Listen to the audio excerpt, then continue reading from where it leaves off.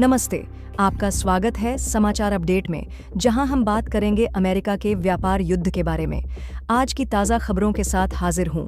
तनाव बढ़ रहा है, टैरिफ उछल रहे हैं और दुनिया की अर्थव्यवस्था संकट में है। चलिए जल्दी से खबरों पे चलते हैं। अमेरिका और चीन के बीच व्यापार युद्ध ने नया मोड़ ले लिया है।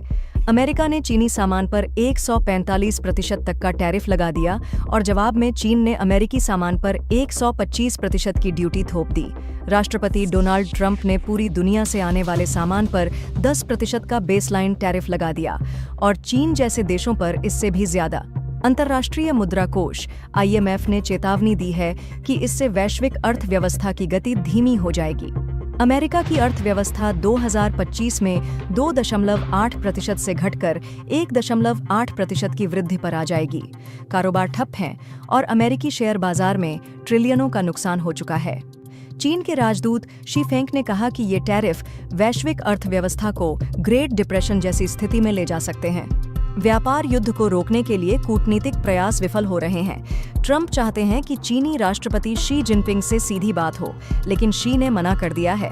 चीन ने अपने नए अंतर्राष्ट्रीय व्यापार प्रतिनिधि ली चेंगैंग को नियुक्त किया है, जो सख्त रुख अपनाने का संकेत देता है।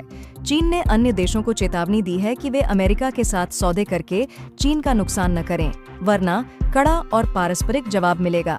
शी जिनपिंग हाल ही में दक्षिण पूर्व एशिया दौरे पर गए, जहां उन्होंने वियतनाम और कंबोडिया जैसे देशों के साथ व्यापार बढ़ाने की कोशिश की, जो अमेरिका के 49% टैरिफ से परेशान हैं। हालात भले ही चिंताजनक हों, लेकिन कुछ उम्मीद की किरणें दिख रही हैं।